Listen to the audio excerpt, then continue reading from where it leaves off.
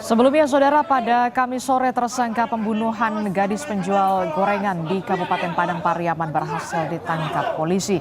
Sebelum ditangkap, keberadaan pelaku ini terlihat warga memasuki sebuah rumah kosong di kawasan Pasa Galombang. Tersangka didapati polisi tengah bersembunyi di dalam loteng rumah warga. Polisi terpaksa merusak satu papan triplek plafon untuk menurunkan tersangka dari persembunyiannya.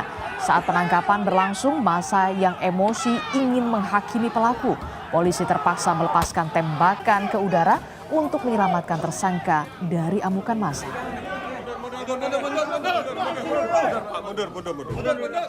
Tepat tadi jam 3 sore, kami berhasil mengamankan dan menangkap tersangka yang sampai saat ini dicari, dan benar sesuai dengan pelaku, sesuai dengan identitas dan gambar yang kami miliki dengan saksi-saksi yang ada. Untuk selanjutnya kami lakukan penyidikan. Sebelum akhirnya diringkus, penangkapan tersangka berawal dari kecurigaan warga akan pergerakan di dalam sebuah rumah kosong di kawasan Jorong Pasa Galombang. Informasi keberadaan tersangka ini dengan cepat menyebar hingga memancing ratusan warga untuk datang dan mengepung lokasi persembunyian pelaku.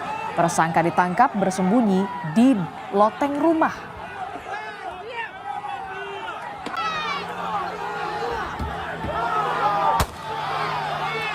Ada teman kita duduk nongkrong sini dua.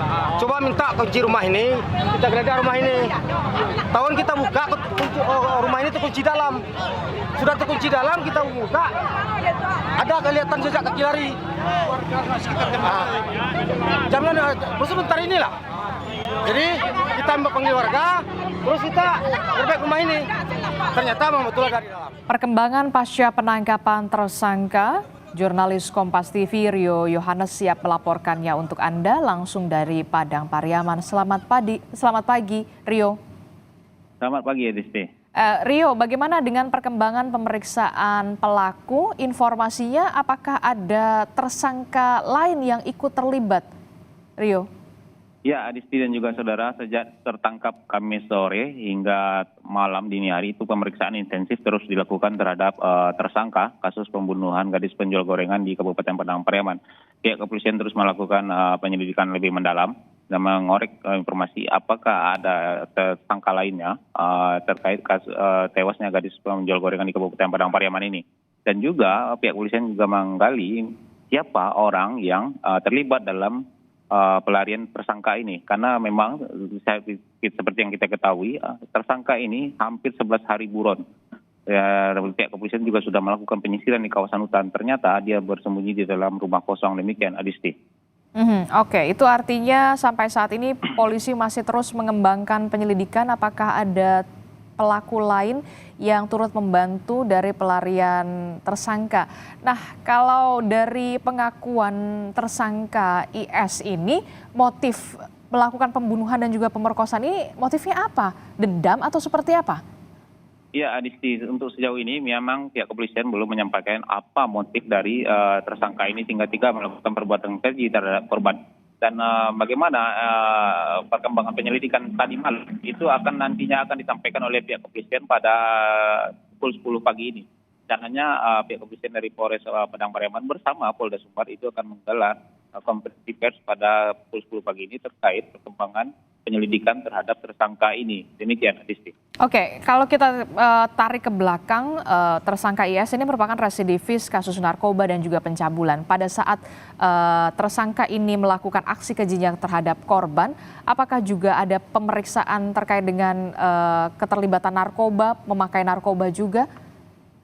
Ya, Adisti, untuk sedikit gambaran tentang profil tersangka ini, memang diketahui pada saat malam sebelum kejadian, sebelum korban melakukan aksi kejinya, itu memang diketahui bahwasanya tersangka ini berulang tahun dan melakukan pesta ulang tahun. Nah, pada sorenya, itulah dia melakukan tindakan kejahatan terhadap korban ini. Dan dari penelusuran yang dilakukan oleh pihak kepolisian, juga ditemukan barang bukti berupa tas yang di dalamnya terdapat barang-barang milik tersangka ketika pelarian dan juga barang milik korban seperti celana dan juga baju korban.